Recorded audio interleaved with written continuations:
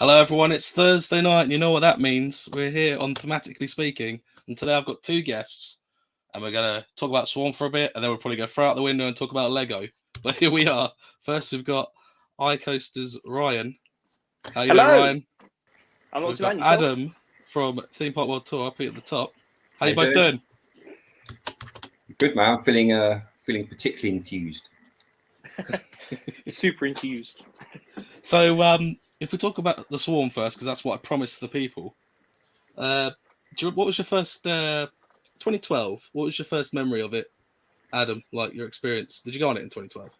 I have to almost go back and talk about the marketing, right? So in real life, I do a lot of marketing. Oh yeah. And I've always thought Thorpe Park have been amazing at marketing. Admittedly, you could argue they borrow a few ideas from the Cedar Fair group, or sort of did back then at that time. But I remember vividly the TV adverts for the Swarm. Girl on a swimming pool, diving board, jumped in. Then you hear the noise, wah, wah, wah, wah. That's a really bad impression of it. It sounded like a duck. And then the woman would just disappear, and it would be like the Swarm at Thorpe Park. And I just thought it was a great marketing hook. And then they did the thing with the mannequins. There was like stories in the Daily Mirror about mannequins had gone around the track, and some of the arms and legs had been chopped off. Yeah, I remember that. Which obviously wasn't real, but a really cool little marketing ploy.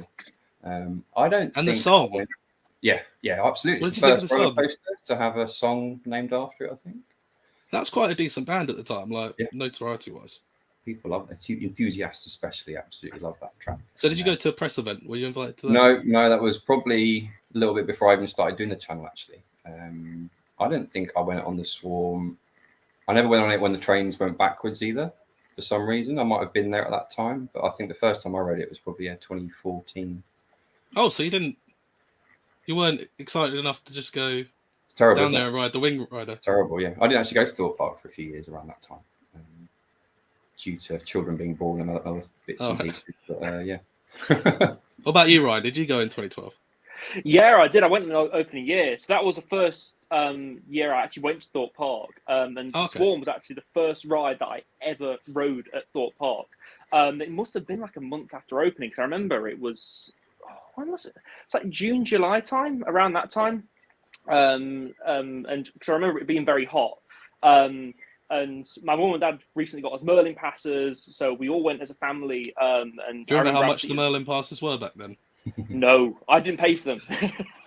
I remember when they were about 75 quid many years ago, and it just seems like a different world now. I wish that was the case. I think I paid 290 for mine recently, but I did ride the Swarm backwards though, and I tell you what, I actually prefer it to riding it forwards. But yeah, I love the Swarm. I really do. I think the sensation's better, but if you care about it, I don't know if you do, or if anyone watching does, but you miss all the head chopper moments going backwards, like all the near misses and things. I can imagine. What did you we talked about this, I think, a couple of weeks ago. The what I call the fake inversion, that kind of sideways loop that I don't think is an inversion, but Thorpe keeps saying it is. Do you know what I'm talking about? Or... Yeah, I see what you're saying. Yeah, it's probably. Do you agree? Is it an inversion? I would say no. No, I would say no. But there will be a name for that element of the ride. I just couldn't tell you what it is right now. Overbank turn, I think. There you go. So no, I'd say no. Because Icon has one, and that's not an inversion. Like you could say that the Immelman on Icon. That's because Mac know what they're talking about, really. Yeah. What? Had you ridden a Wing Rider before that? Oh, that's a good question. I kind of had, and I don't know if it still counts, different manufacturer, but I've ridden Furious Baco. That's a really different experience. It might have been my first Wing coaster, actually. Thinking about it, it was beautiful taking my daughter on it. We went last week, and I thought it was a testament to the ride that obviously, she's into coasters, but she's not like hugely into all this. She doesn't know everything about the rides before we go. Yeah. So it was very much just walking her into the area and seeing what she thought of it. And to be honest, by the time we got to the queue, she was like, "Yeah, we like the station. This is what it must look like when the aliens attack, Daddy." And it was like, "That's cool." But you've kind of still hold up. Did it still hold up to you? The TV thing isn't on, is it anymore? And did it still hold up to you as much as it did? I love it so much, that ride. It's like I have a very small back garden, but if I had a big back garden, I could have a roller coaster in it. The Swarm would probably be it. I'd love the smoothness of it. It's quick. I just wish it was a bit longer. I wish it went further out. I don't know. I think it's the right kind of length, really. I have to agree with that. I think the Swarm is a short ride. I think with the budget they were working with at the time, though, they did what they could with it, and I feel like they got a great coaster out of it. It is an exceptionally smooth ride, though, and every time I go on it, it's so enjoyable. I've never had a bad ride on the Swarm. Totally agree. Do you think with Swarm and with Soar and with kind of Darren Brown's Ghost Train and sort of the Walking Dead ride, do you think Thorpe lacked the ability to fit a ride into a theme that's already there? Because they seem to make new areas rather than fit it into a theme that's already there. What do you think? I think they themed themselves into a bit of a hole in that way, because the Soar doesn't fit into, or didn't fit into, what's that? Canada Creek.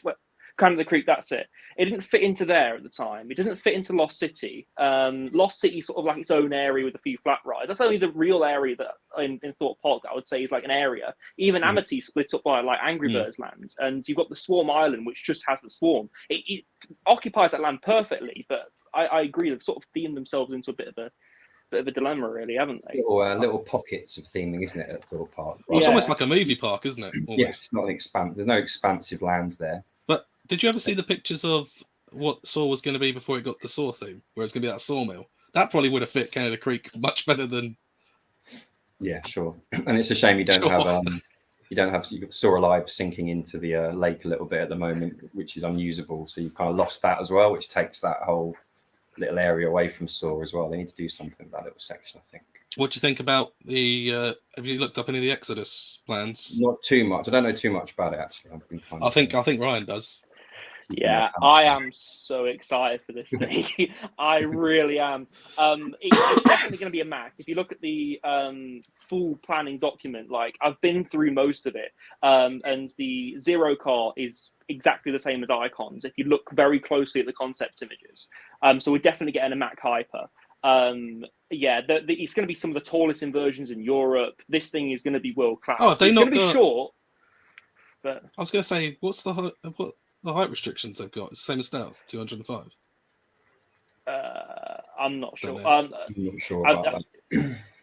The planning permission looks to be getting approved. Like they've, I know, I forgot what his name is now, but there's a guy on Twitter that I follow and message sometimes, and he was at the public consultation, and the reception to the plans were fairly positive. There was nobody who was like, "Oh, don't build a big 256-foot coaster."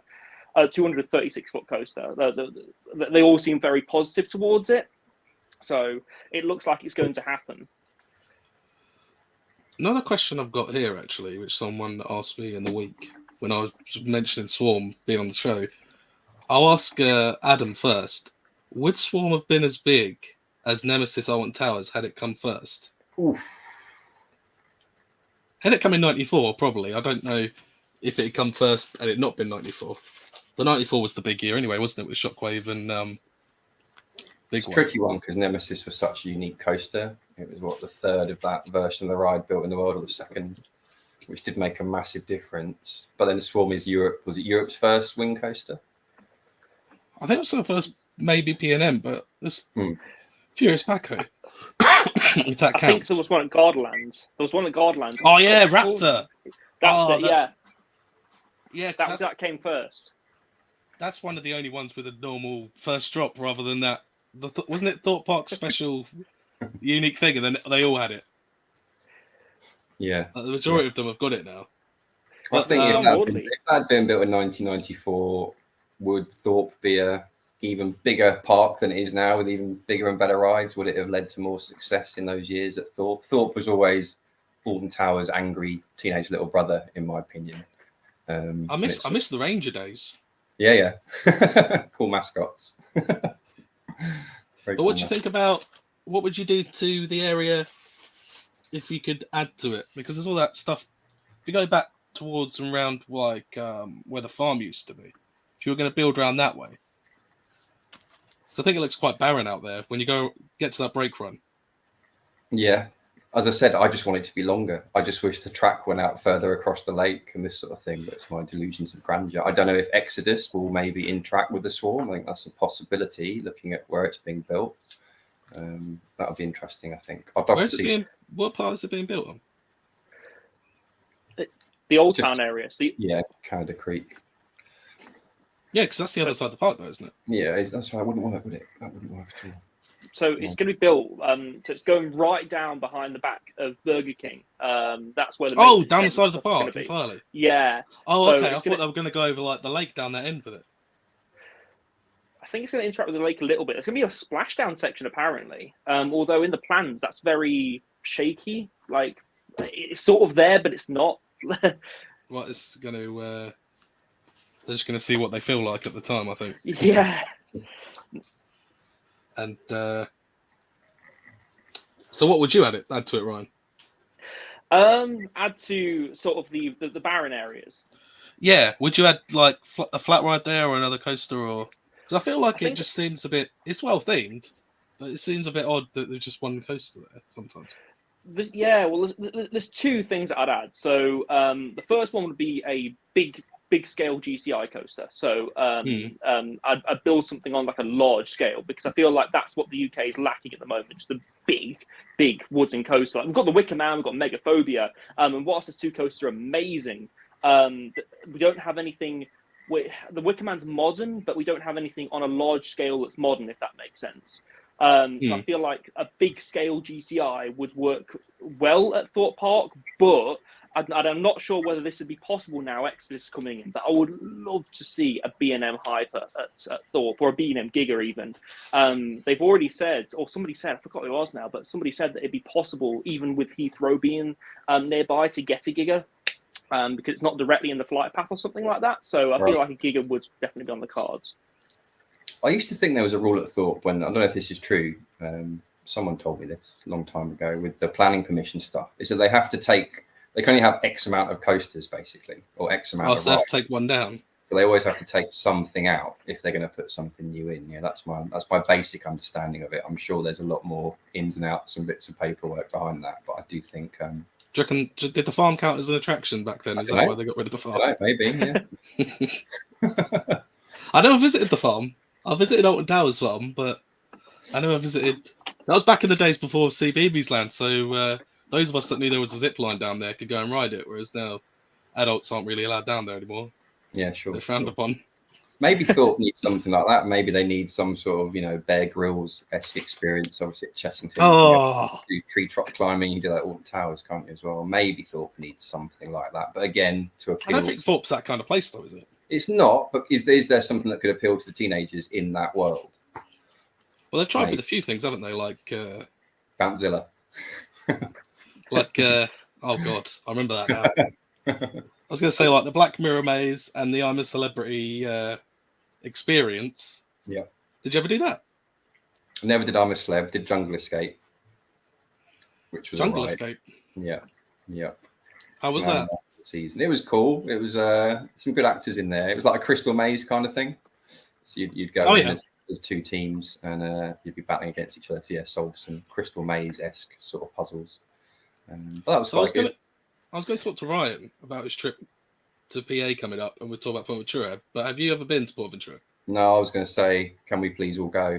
Because I've not been. And it's of all the parks on my long list of places I want to go, that's always seems to get shunted down, but I don't want it to. I really want to go there. Yeah. I've not been in a few years, and I don't know. It's blasphemy to say I actually prefer Themeatically in Spain. But have you been to Port Aventura before, Ryan?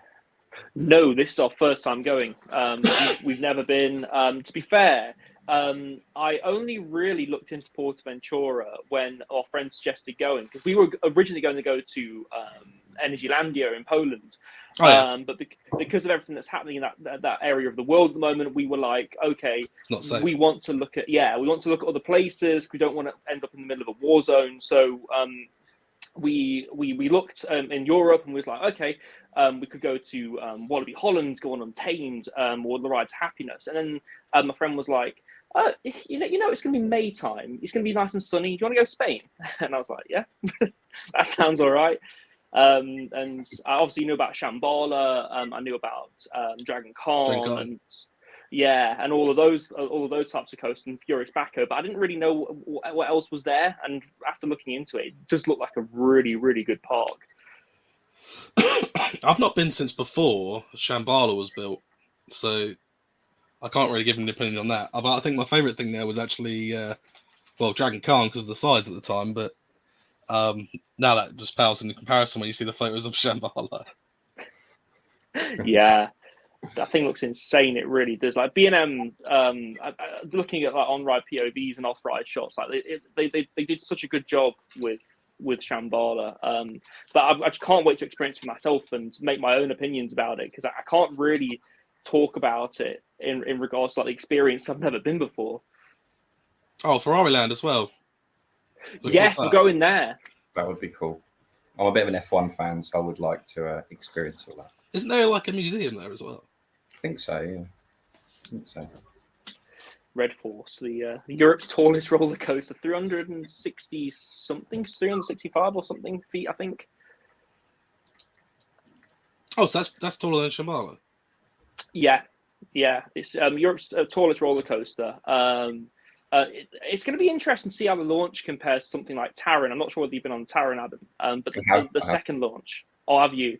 Second launch, absolutely insane. So I'm expecting it to be something like that, but not as forceful as Stealth, because even people who've been on like King the Car and Top Thrill, for instance, have said that Stealth has a very forceful feeling launch compared to really? coasters. Yeah, I suppose it's got less distance to get up to that speed, I guess. We live in a world where you don't need the height anymore to go fast with the advents of all these launch systems. I still think about Taron almost every week. And you're right. I love it. Second launch is just something else. It's absolutely something else. What's your opinion on launch coasters compared to conventional? I don't know. I probably wasn't sure until I rode Taron. But for a coaster to be that low to the ground and to feel that much force on it, I just thought it was amazing, yeah. And the restraints really help as well. Was there a lot of head chopper moments? Yeah, a lot. So one of those rides where you're almost scared to completely have your hands up at times. Yeah, I get that completely. I've got long Mr. Tickle arms, so I'm not surprised that I have some concerns over that. The near miss and the interactions on Taron are just insane. Like the whole coaster itself, I can't really describe the experience on Taron. You have to ride Taron to understand how good this coaster is. Like, I didn't really buy into the hype before I went to Phantasialand. I knew that Taron existed. I'd watched POVs and I'd researched into it, but I was like, it looks kind of slow on POVs. How wrong was I? I got on it. I remember it was like 5 degrees in that morning that we landed in Brawl. I think it was an airport just out of Brawl. We went straight to Phantasialand, leaving the suitcase in the car, got on Taron. It was so cold. It was ice cold, but it was just the best ride I've probably ever had in a roller coaster because it just blew me away. I was completely exceeding my expectations. Is that your favourite roller coaster at the moment? Oh. Yeah. It would be one of mine. I struggled to do a top 10, but it would probably be in the top 3 if I was forced at gunpoint to do one. I rode it. I remember riding it. I stayed in the hotel, and you sort of get early ride time in the morning, and I had a flight at midday to catch. So I remember getting up, and I did it 14 times in a row. And I've got quite a high tolerance for coasters, and I was okay when I got off, but an hour and a half later at the airport, it hit me like an absolute brick. Just like sitting waiting for my flight, going, "Oh, that's actually taken a bit of a toll this morning." I remember the first time I went to Phantasialand, we had like 3 days in the park itself. 2 days we spent filming, and the last day we actually had to get a flight at like 8 o'clock at night because that's when we were leaving Germany itself, and we were there till like an hour before park close. And I remember we just lapped fly. We went back to Taron, fly, and we got on the plane, and we were absolutely wiped out.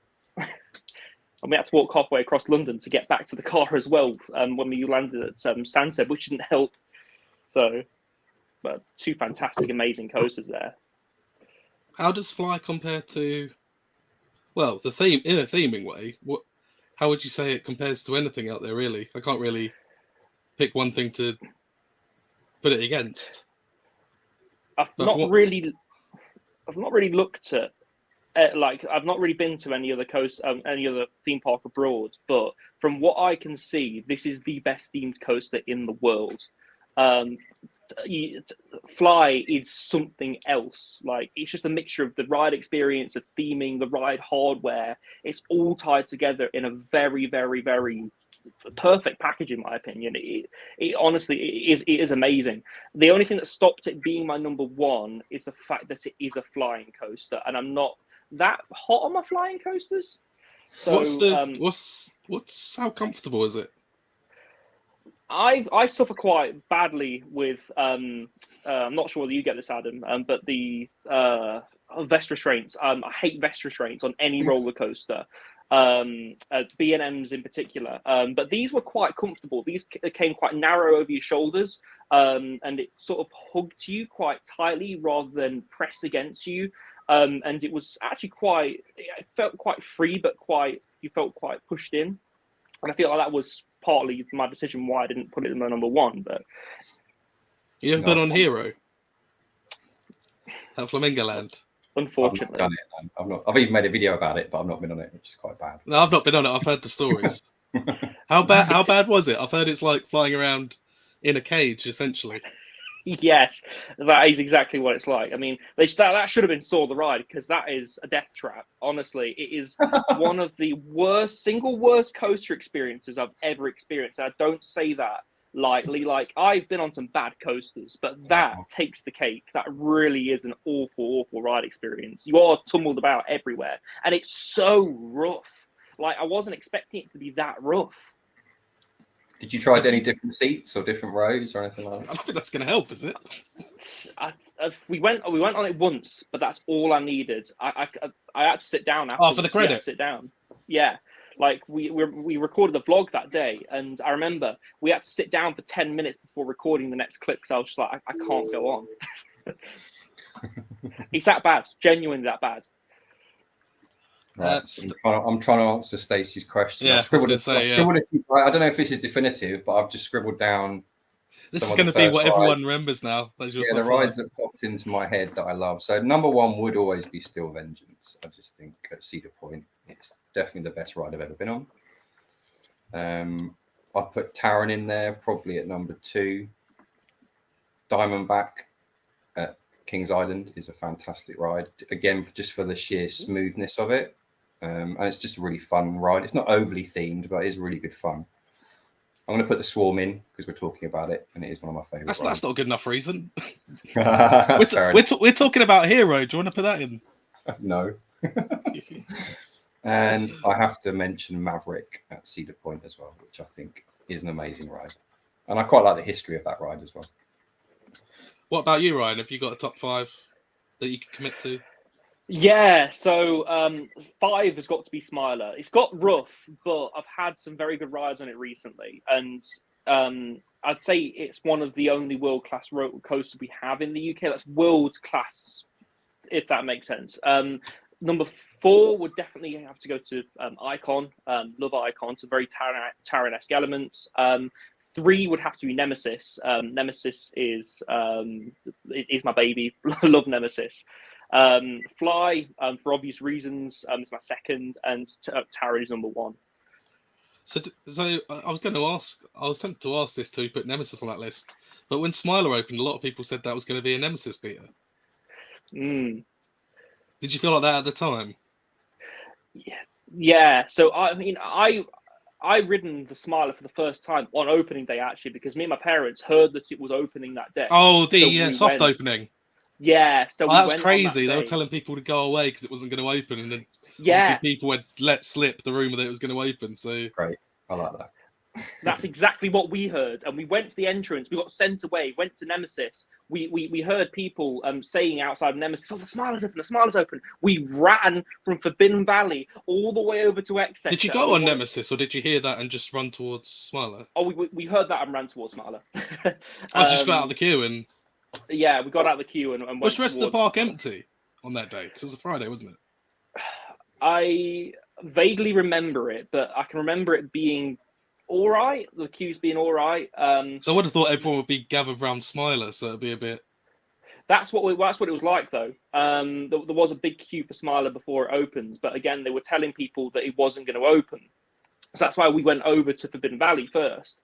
But I remember looking at it operating for the first time and hearing people and seeing it. And I remember looking over to my right and seeing this big menacing mess of steel. And I got on it, and it was so smooth back in the day. Like when it was a new coaster, it was my number one. It was my number one for so long. And then I went on it in about 2017, and it ruined it for me. It's not as good as it used to be, in my opinion. I think it's got rougher, but that is it. The 12th version that just jolts off that. Is it the Cobra? I don't know if it's Cobra or Batwing now. I sound like I don't know what I'm talking about. But near the end, that 12th version that just jolts you back. Yeah, I think it's like the one near the shop.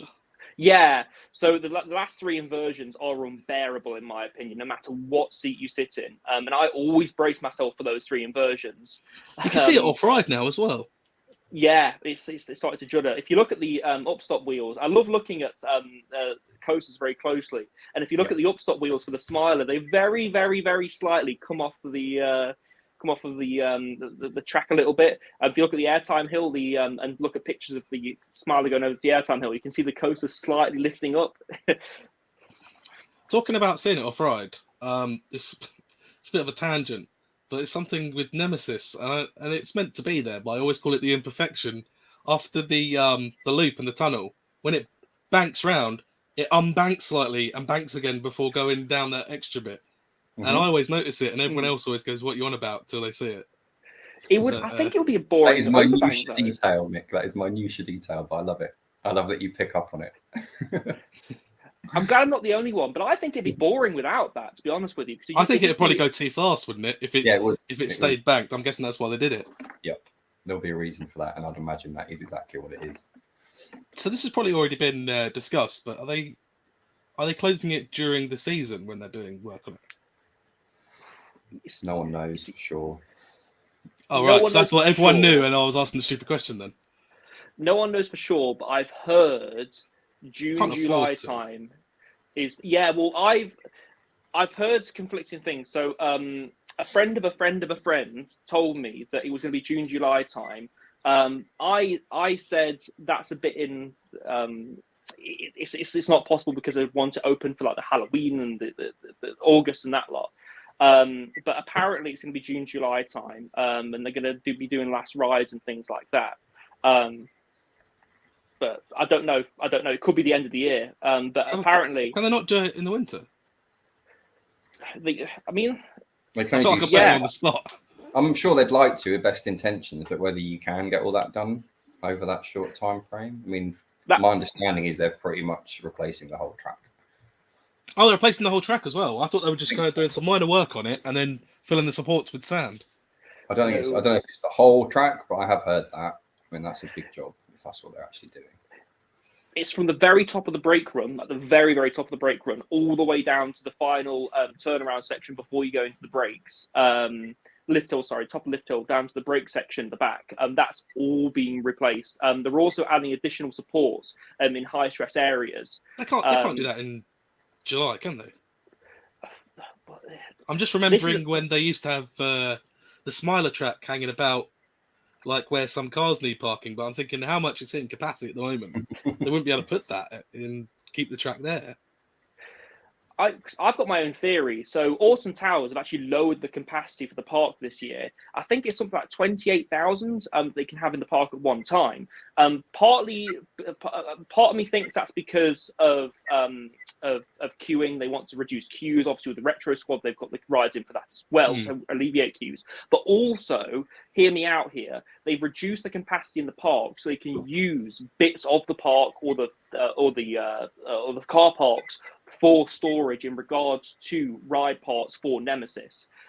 Because my friend Joe, Oakley in my videos, made a good point actually. The whole of Nemesis was sort of built very bespoke, so they lowered bits in at a time for it to all fit nicely together. They're going to have a job getting most of these parts out of the valley. Like, it's going to be a mammoth job. So part of me believes June, July time. Do you reckon we'll still be able to get to Galactica?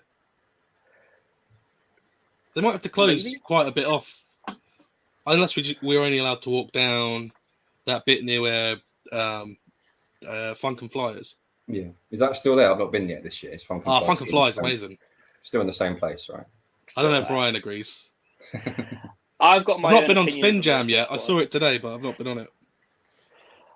I don't dislike the retro. Well, I do dislike the Retro Squad, but for very different reasons to everybody else. Like, I love the rides. I think the rides are amazing.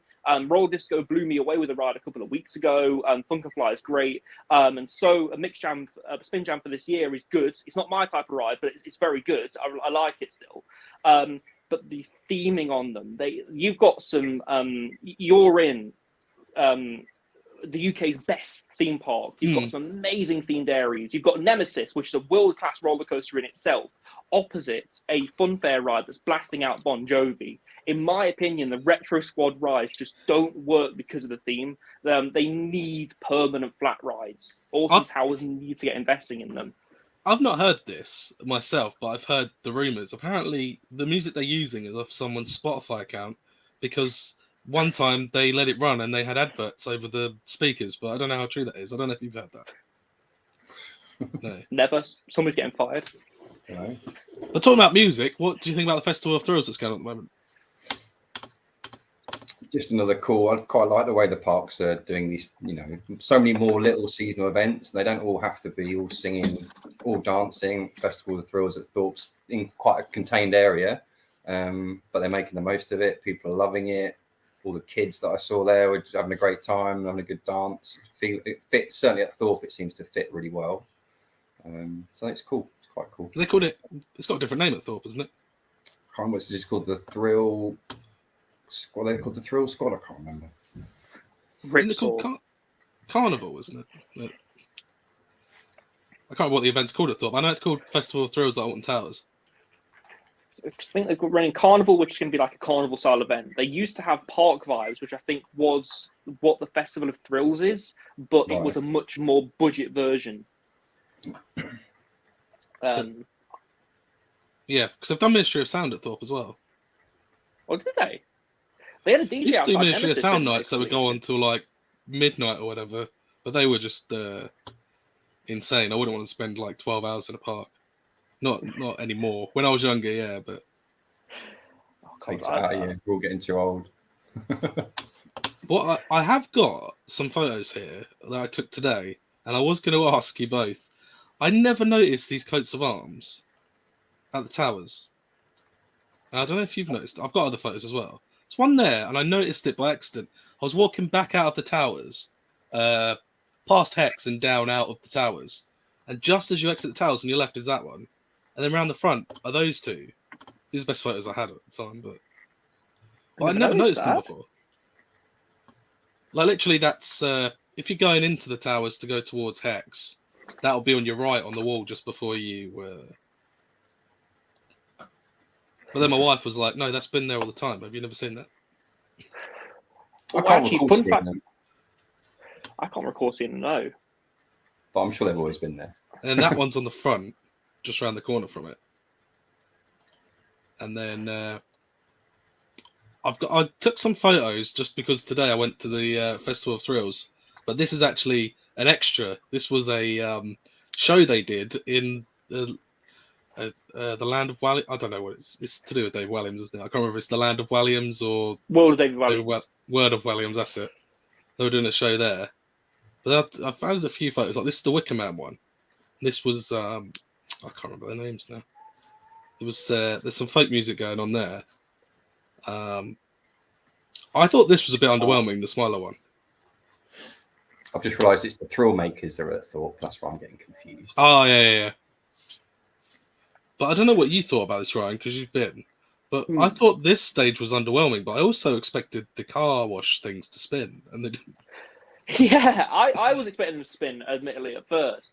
I admit, like I said this in the vlog, but like I felt like some of the stages looked a bit tacky, and the Smiler one. Oh yeah, the bit on the left does. Yeah, like it. I would have loved to have seen them. Oh, Mara in the Moon. Fit in a bit more. Like they just. Yeah, I get what you mean. I mean, the Dark Forest one was probably my favourite in terms of looks, and the most underwhelming one for me was definitely the Forbidden Valley one. I feel like they could have done a lot more with that. I thought that was quite nice, but it was in like an open area. Because I feel like some of these were the 13 one looked good, but I felt like it was in an area with too many people walking past, and like it was in a walkway, but there wasn't. It was in a tight space in that walkway, so you've got all these people walking past, and you'll see my photos later on because I filmed a lot of the 80s rock band that were on. And they had 3 dancers who were in roller skates. And you've got all these crowds, and they're trying to just skate about.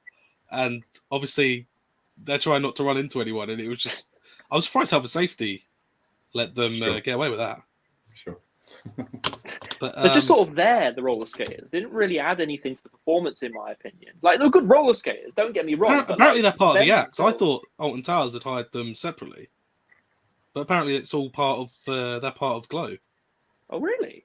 Yeah, because I assumed that Alton Towers. Well, at first, I thought it was just one random person with roller skates had got into the park and put roller skates on. And the other 2 showed up, and I was just like, "Oh, this is part of it." Oh, this is the thing. Sometimes I think the parks are in a tricky spot, right? Because they've obviously get a budget for the year of what they can and can't do, and often that budget won't allow them to build a new ride or buy a flat ride or build a new coaster.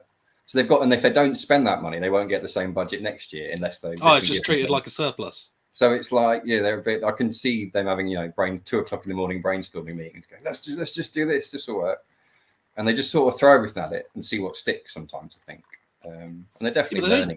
They've not used the main stage either.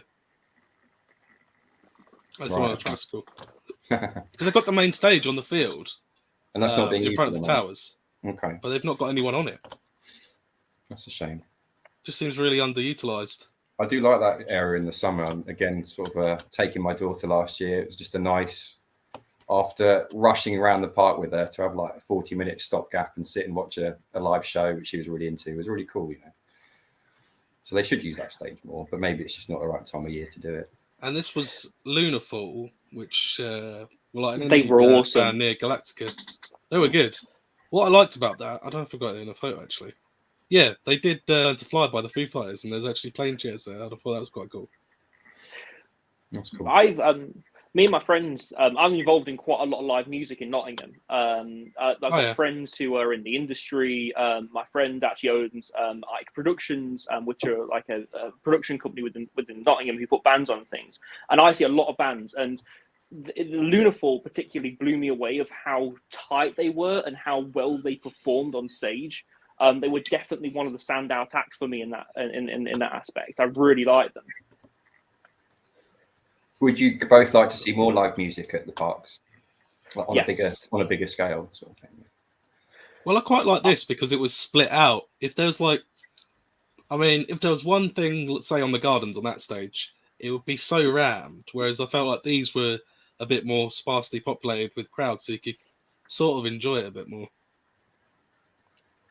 I don't know what Ryan thinks. Yeah, well, I agree. I feel like they definitely need to do something with the stage because it was a huge wasted opportunity for them not to have something at least on that stage. So I like what they did with Mardi Gras, where at the start of the day, they were all at the front of the park. They were all greeting you in. It was all hello performances. So I feel like you could have, for the first half of the day, you could have, or you can have them in their themed areas. They're all performing, but at the end of the day, it could come together as this big festival experience. And they could have the park, not the rides, but the park open later to really emulate a festival experience, if that makes sense. I thought that's what was going to happen when this was first announced.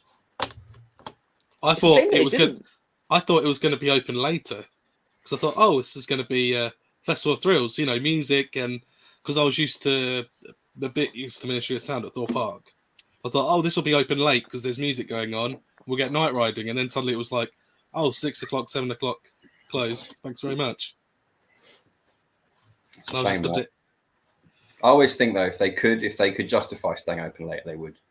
And I think often it is just the enthusiasts that want the park open really late, and it's not going to pay the bills, unfortunately. As much as we all want the park open late.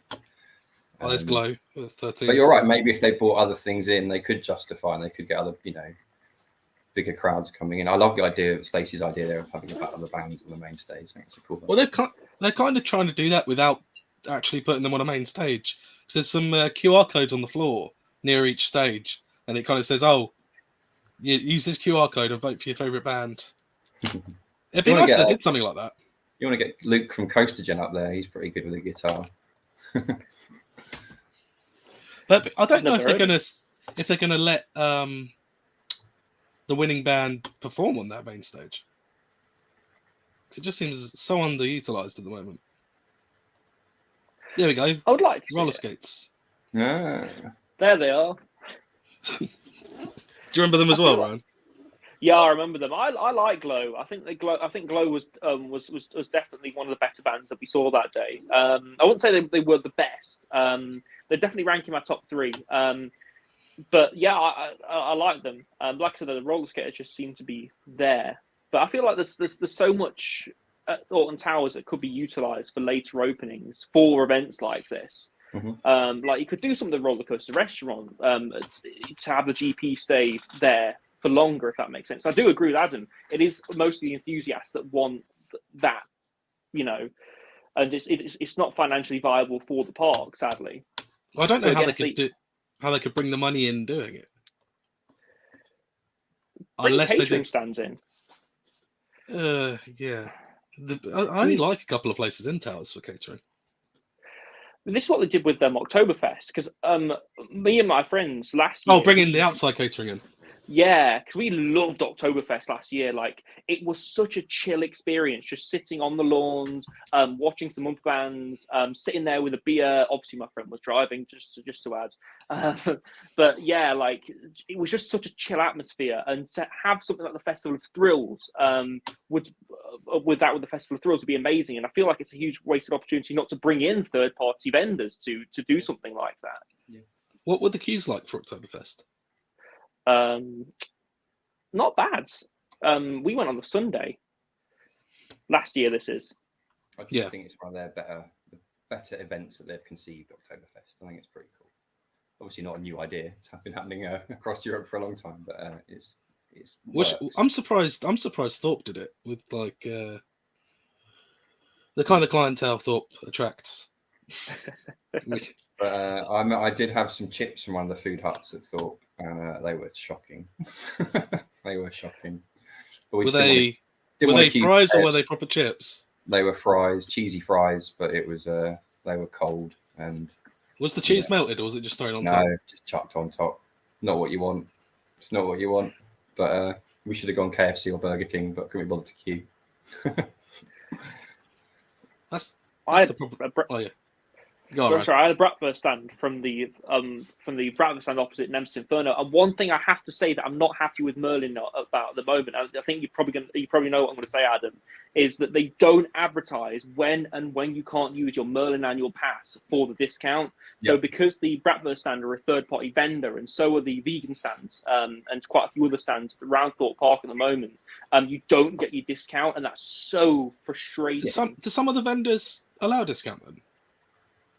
No, it's only the Merlin-owned eateries, basically, which I think it's a really good point, because I think Merlin arguably should subsidise that cost for the vendors, do you know what I mean, for their pass holders, because it is a perk and you expect to get that discount in most places you buy something from in that park. So to not have that is a bit of a shame. But yeah, I ended up throwing those chips away and buying a bratwurst. So I spent about twice the amount of money on lunch than I should have. Well, I suppose they're hoping once you're in that position, you're not going to pull out, I guess. Yeah.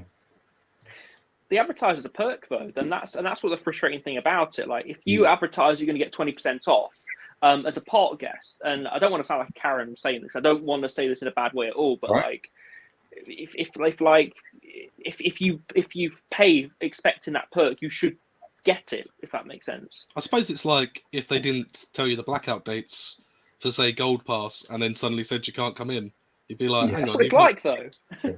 I suppose what I'd give in their defense is it is nice to have more choice. So if the handoff is have more choice, but you won't get a discount in a few of these vendors, I'm happy to have that rather than just have 2 different places to eat with a massive queue. There are some franchises. There's a balance to be had, isn't there? There's a balance to be had. There are some franchises I think were nice though. I mean, I liked McDonald's way back when that was at Towers. I still think that's better than Burger Kitchen, but I think Eastern Express is quite good. But I think Eastern Express is not that well known, so a lot of people probably think it's not a franchise till they get there. Is it Vampire Kitchen or Burger Kitchen, or is it the Burger Vampire Kitchen? Anyway, at Chessington, that's one of my favourites. I think the burgers in there are awesome. The theming used to be good in there when it was Burger King. Is it still? Have they? It's not changed since I used to go in there when I was a kid. I think one of the first parks I ever went to was Chessington on a school trip, and that place still looks really similar. What was the first? What was the first park that? What got you into filming? Like for YouTube, like? Okay, so it's mainly the Towers thing. So it's a bit not tragic, but it came about really because my mum passed away, and I took a bit of time out from my career. And she bought me a video camera when I was 15 years old, which sort of triggered me wanting to get into film and TV, which is a career I've had for about 25 years. And I promised her I'd make a film one day about Alton Towers when she bought me this video camera. I was like, I'm going to make this film, Mum. I'm going to make this film. And obviously I never did it. And then she passed away and had a bit of time on my hands. And I've been kind of rekindling my love of theme parks, having a slight midlife crisis, which I think is still going quite well, to be honest. I don't know if you agree, but I'm quite happy with how that's going. And it sort of came from there. I was like, right, do you know what? I'm going to actually try and do this thing. And started to go to a few theme park events and started to meet a few other enthusiasts. And I wouldn't say it's a film. I think, Delusions of Grandeur at the start. And if I did it again now, I'd do it very differently. But I wrote to Mr. Wardley, as I like to call him, and told him a bit about my childhood and how much those rides meant to me. And he was amazing, really, and kindly let me go and interview him. And once I knew I had that, I thought, right, I need to try and actually do this. I've got no actual qualifications in, camera work or filmmaking, which is nice, does surprise a few people. But I've basically learned a lot of that stuff myself. I did some video production stuff at college, but this is 20 years ago. Do you know what I mean? The cameras are all completely different. Linear editing we used to do, that sort of thing. So I kind of, taught myself and started. I spent, I don't know how long it took me from start to finish to make that thing, 3 to 6 months, I guess. And all those tail obs probably take around the same time, from like trying to bang out a script and trying to find the real stories, then trying to find the right people to talk to me, if they want to talk to me, if they're prepared to talk to me, and what they're prepared to talk to me about. And over the years, people have been very kind and generous with their time. But yeah, ultimately, that's kind of how it started. That's how I started doing YouTube. I wanted to make this documentary about Alton Towers. And it sort of spiraled from there, really. And it's been amazing doing it with my daughter. It's been lovely to sort of pass these things on to her, and she's growing up. She just hit 1.4 meters. That's the big one. So that's the majority of the rides. Honestly, one of the most magical days of my life was taking her around Alton Towers, going on all the secret weapons. And what was really funny about that day... Oh, so she's not intimidated by them? Like the Smiler, she'd been really worried about going on the Smiler the whole time. And then we sort of got there and she was like, oh, okay, let's get this one out of the way. She ended up hating Oblivion, but loving the Smiler. So it was bizarre. I think Nemesis really shocked her, just the sheer speed and noise of it. She doesn't really like loud noises, so I think that was maybe a bit much for her. She loved Galactica. But that was just a magical day. For me, like, probably 25 years later, after I was into those rides, to take her back and go on some of those things was just like... What was her favourite ride that day? Smiler was her Oh, that was favourite. actually her favourite. Yeah, she That's just giggled. lovely. Like, she went from being terrified of going on it to me going, look, I'll go on it and I might buy you a t-shirt. So I'm trying to bribe my child to go on a ride. And she literally, I can hear her, I can still hear her voice now. She just giggled the whole way around, all 14 inversions. I just had a laughing 9-year-old next to me, which was cool. And then we just did Thorpe, as I said, a few days ago. And again, we hadn't been to Thorpe since she was tall enough. So that was cool, getting on those rides. She loved Stealth and the Swarm the best at Thorpe. Did you go and saw the ride, or? Yeah, I took her on it. Like, the queue was a bit of a mare because, a bit scary. Yeah, that's what I thought then. I thought it's I was in two minds. I was like, should I take her this or not? But I knew she'd like the coaster. And she did. But yeah, she kept her eyes closed pretty much in the queue line in the station and for the first bit of the ride. But once we're outside in the coaster, she loved it. What got you started, Ryan, on iCoast? On iCoast, so it actually goes back quite a way. So going back to like 2013, I actually did YouTube. None of the videos are up anymore because they were absolutely awful. Well, like an older channel. Yeah, I did Minecraft videos and like gaming videos. So I had a passion for it, I sort of fizzled out as I started work and things like that. And then 2020 rolled around, and there was a few years, sort of, I'd say 2019 and half 2018, where I didn't have the money to go to parks. And I always had a deep-rooted like passion for theme parks because growing up, my family didn't have a lot of money. So the parks that we did go to, like American Adventure, etc., were really special to us. And then we got the Merlin passes for a couple of years when we could afford them, and we had some magical times at like Thorpe Park, Alton Towers with them. So I've got like a huge deep-rooted passion for them, and I just thought, I'm going to start up YouTube again because I really enjoyed it before. I'm going to make a theme park channel. There's quite a few different channels that inspired me to do it. Like Digital Dan, Jack Silkstone, Adam. Yeah, I was going to say Adam. There's a lot of different YouTubers that I watched, and I was like, you know what? I would really like to do this. And it was just all about sharing a passion. And I remember the first ever vlog that I did. It was an Alton Towers vlog. It was so awkward.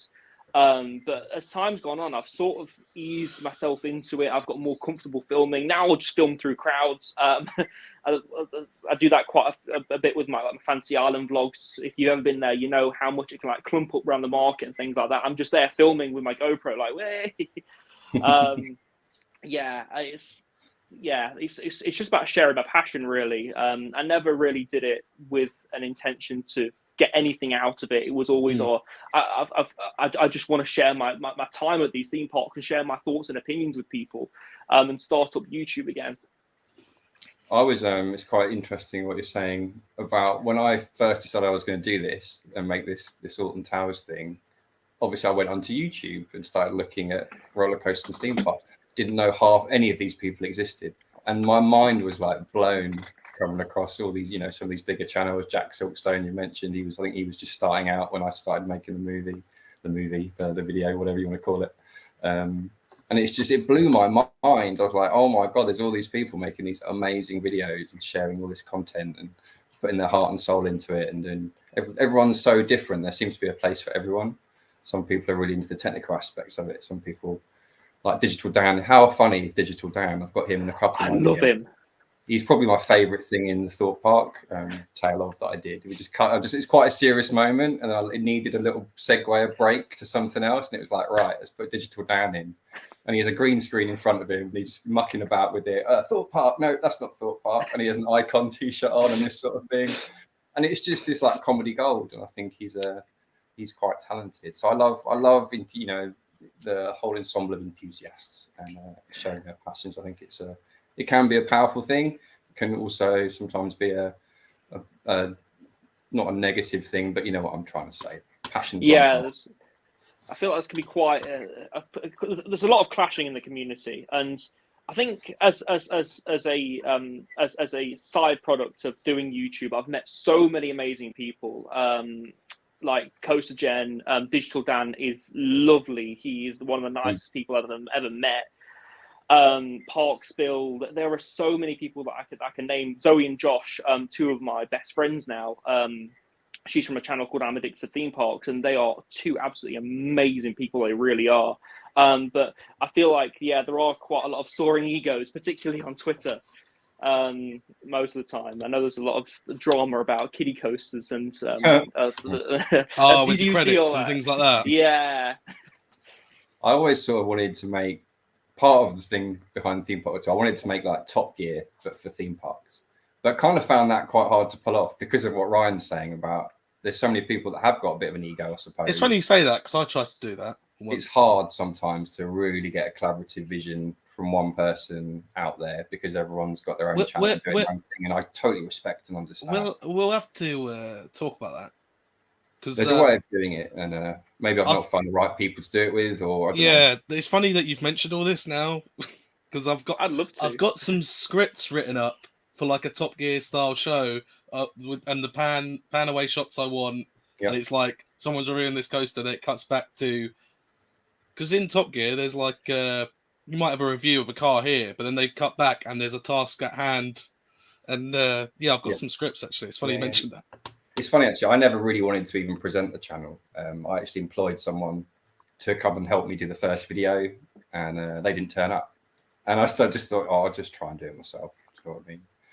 And I don't think I'm actually much of a vlogger, and I suppose I've taken the channel in a slightly different direction, trying to do the documentaries and I suppose more evergreen, long-lasting content. I think that hopefully people will stumble across and love. And the vlogging part is just more. I do it more with the Memories. kid.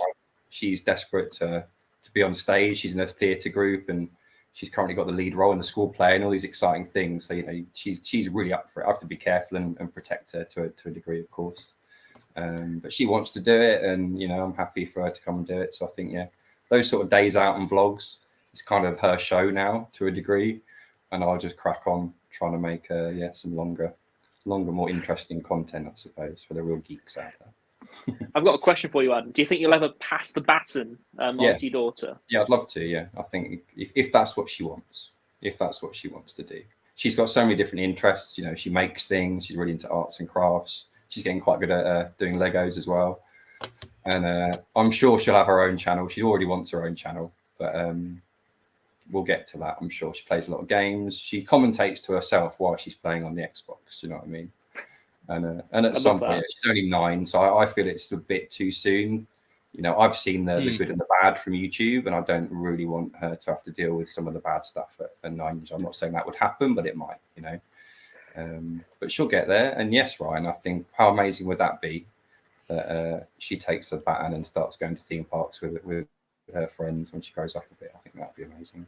Hopefully I can still help her edit and come up with some good ideas, but I couldn't make a TikTok to save my life, but I'm sure she's already probably brilliant at that if I was to give her my phone and let her have a crack. So Has iCoaster got a TikTok? iCoaster has a TikTok. We also have Clapper as well. What's Clapper? See, I'm so old. I don't know what that is. It's like TikTok, but not TikTok. It's really weird because it's like this platform, and it has a small community, but the community's like really, really dedicated to the platform and are like diehard fans of it. And there wasn't really a theme park community on there, so I was like, oh, okay, I'll quickly slap my videos up on there when I'm uploading them to like TikTok, and I got a bit of a following on there as well. I was like, oh, that's quite nice. I normally only run this show for an hour, but did you want to show them your roller coaster Lego? Yes. So these are off a guy called Brick the Kicker on Etsy. I'll turn on my studio light. It's getting quite dark in here. This one's actually broken. These are like custom Lego models. So he's designed them in software, and you buy the parts separately. Don't mind the dust, but these are the Lego models. But they're actually really, really detailed. I was really impressed the first time I built this. The first time I built one, then this was the first one I built. You got these ones, which are slightly bigger as well. This one does slide off the track, and they do move back and forth for those wondering. Like they are. That Wicker Man. Oh, God. Yeah, this is Wicker Man. That's so cool. And the restraints work as well. Like, it doesn't take up much shelf space. No, it doesn't. And you can fit a Lego man in the Wicker Man one, actually. With these ones, you can't really fit Lego Lego minifigures in there. I don't have a Lego minifigure to show you, but you can fit a minifigure in the Wicker Man one. I've got another one, a Takabisha one, but that one is it was really delicate and breaks easy. That one's not from the same model creator, but I've also got a Nemesis one up there on my shelf. I don't want to touch it because it's way too dusty up there, and I'm going to blow up a storm. Are they your own photos behind you as well on the wall? Like, did you take no, these are from a guy called Coaster Prince Co on Etsy. I actually got given that one for my birthday. I've got another one down here that was in place of this. I'll actually show you this because this is really cool. This was made by my friend. He's gonna get his own store, but he said if I show this off ever online, he's not making another one of these. It took ages. But this is a pinboard. So if you look there, they're all separate. Whoa! And he's put threads. That took him ages. Yeah, apparently it took him days, but that is amazing. And I got that for my birthday, and I'm so appreciative of it. Like, I love that so much. No, that's probably one of my favorite pieces of merchants. Did you before we go, did you want to mention, I'll put in the description once the video's done, did you want to mention any social media handles people can find you? I'll let Ryan go. I think, anyone watching will probably find me, I'm sure, or might have hopefully watched something. You sound like Austin from Thrill Nation. He just went, yeah, Google it. Google it. At Theme Park WT on Twitter, Instagram, Facebook, and obviously Theme Park World Tour on YouTube. Yeah, if you search iCoaster in TikTok, Clapper, Instagram, and Facebook, you're going to find me. I don't really have a specific handle. I know that I think TikTok is i-coaster or i.coaster or something like that. I can't remember them because all the usernames were taken. On YouTube, if you search in YouTube, it's iCoaster. Please go follow me and go follow Adam if you're not following him. Oh no, that way. That way. Yeah, was there anything else you want to add, Adam, before we? No, we should. Let's talk offline about our Top Gear for theme parks idea, and we'll get it on Channel 4 by the end of the year.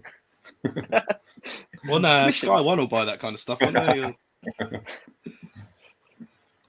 But yeah, cheers for coming on, and cheers for watching, everyone, and we'll see you next time when we see you. Did you want to say anything else, Ryan, before we go? Oh, just thank you very much for having me. I'm very appreciative. Thank you for having us.